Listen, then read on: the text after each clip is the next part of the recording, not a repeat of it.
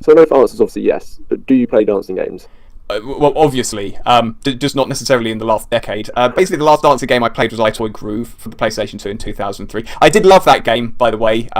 So in case anyone's thinking, oh, you shouldn't be reviewing this dancing game then. This is basically by Ubisoft. Just Dance 2017 is, by my reckoning, or by Wikipedia's reckoning, it's the 8th mainline entry. It's been going since 2009, so it obviously does quite well in terms of money. This is also on the PlayStation 4, the PC, the Xbox, and last generation consoles, including the Wii U, which is directly relevant, of course, because we are actually reviewing the Switch version, as we were sent it by Ubisoft along with our Nintendo Switch console. So can you describe the game for anyone who hasn't heard of it? Yes, indeed. I mean, basically, it comes with 40 songs, a lot of which are licensed tracks. You have to control, you have to hold a Joy-Con, and you can see the dancers on screen now. You basically have to copy their movements, but of course, because the Joy-Con is in your hand, that's really the important part. So all the other kind of stuff is a bit optional. As long as your hand is doing approximately what the neon scary people on the screen are actually doing, then you're basically playing the game. And you'll see as well, actually, that the dancers are all wearing a single Michael Jackson glove. That's basically the hand that you have to copy. So now, it's not even like you're holding both Joy-Cons, it's just one of them. Well, this is the thing, yes, and this is something that I think is a bit of a problem with the game. It only ever tracks one Joy-Con. I'll touch upon that more a little bit later on. But yeah, that surprised me. Even in single-player mode, it is actually only one Joy-Con in your right hand. That's all that's actually tracked. So there's loads of game modes. There's the basic Just Dance mode, which you play the song and you can play either on your own.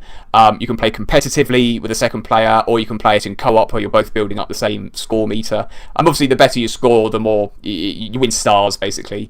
Other modes include Just Dance Machine. This is dancing to unlicensed tracks. It'll be like, do this sort of funny Russian dance for a few seconds and, do this ballerina dance. It's a bit odd. To recharge, the idea is you're recharging an alien spaceship because. And yeah, and actually that side of it reminded me a bit. Do you remember Ubisoft's flirtations with the Raging Rabbids? Oh yes, I do. Yeah, it reminded me really of that. Actually, it's the worst version. I know. There's Sweat, which basically guesses how many calories you've burnt, and I say guesses quite deliberately. You can set up like a playlist, or your favourite your favourite fast tracks, and then just do a real exercise routine.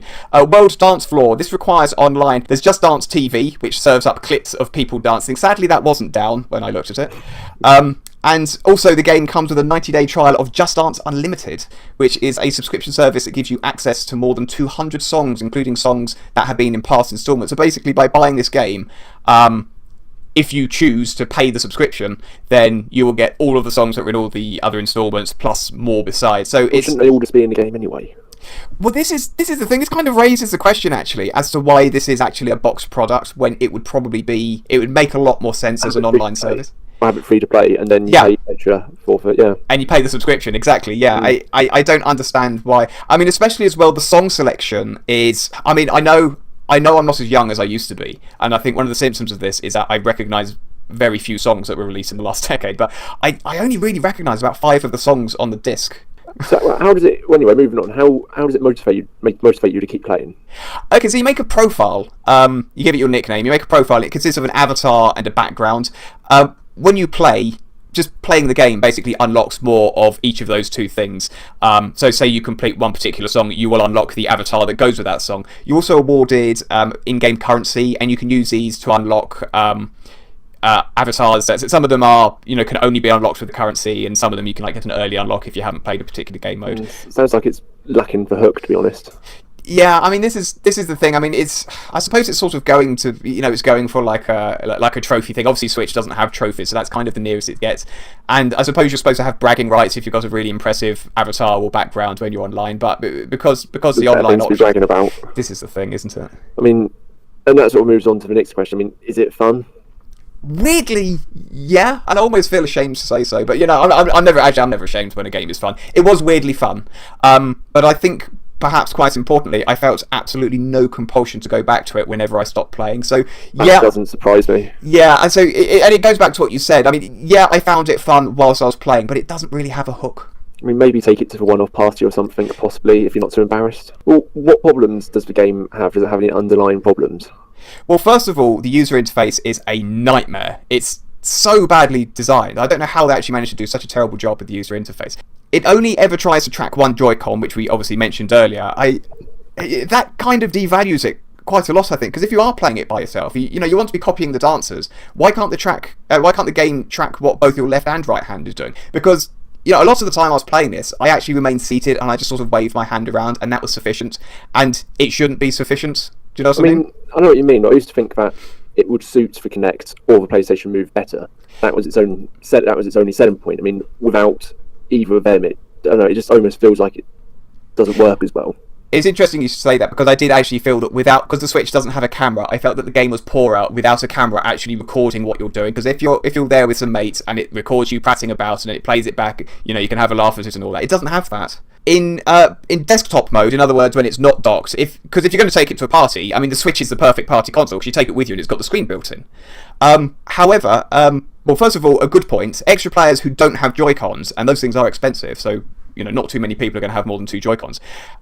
Other players can use a smartphone app, which you can actually download for free. So, you can have 6 of you, say, for example, standing there, and 2 with the Joy-Cons and 4 with smartphones. Because if you go to a party, everyone's going to have a smartphone, aren't they? However, there is a flaw in this cunning plan. And that flaw is, because the Switch's screen it's a nice screen, it's a big screen, but you can only really fit an absolute maximum of 2 people around it. And that harms its worth at a party quite a lot. Basically, if you're going to take it to a party and there's going to be more than 2 people playing it, you're going to need to take the dock as well. And finally, and this is by far the most serious problem with this game, and that is the tracking seems to me to be entirely random. The game would say bad when I was copying the motions exactly. It would flash up perfect when I was sitting with my head in my hands wondering where the last 10 years of my life had gone. This is, I cannot honestly overstate how much of a problem this is. Without proper tracking. Do you remember at school? When, like the early years of school, you'd have to do, the class would have to do like a concert at Christmas or something, and everyone would do what they're good at, and then there's that one slow kid, he can't really do anything. So they give him a flag and say, yeah, stand on the stage and wave the flag, and everyone looks at it and go, oh, look, he's waving the flag. When I was playing this, I was the slow kid with the flag. You were the slow kid with a flag anyway. I know. It wasn't a new feeling. But this is a problem, and you mentioned to me that you've actually played previous installments of this when you were a kid. Previous installment. You've got the whole collection lined up on your shelf, and when I asked you about the tracking, because obviously you were a kid at the time, you didn't know actually whether the tracking was working or not, which is quite reasonable, because I think a good number of people playing this won't know whether the tracking's working, because it'll just be saying good, and they'll think, oh yeah, that's all right then. It's only actually if you're a dick like me and you actually sit there doing experiments to see how good the tracking is, and you realise that it's just all over the place, it starts to feel like it's a bit of a grift, and that to me is quite a big problem. So what's the conclusion then? What score does it achieve? I'm going to give this score, and this may seem harsh, I know this may seem harsh, I'm going to give it 55%, which on our review scale is above average. There is fun to be had, and obviously at a party it is fun, but there's the issue with you can only get 2 people around the screen. I mean, that's in the nature of the Switch hardware though. But the reason that I've given it the score that I have is the fact that the motion tracking, I think, in a dance game that is predicated on the ability to track what you're doing, the fact that tracking doesn't really work, I think, is a bit of a killer blow.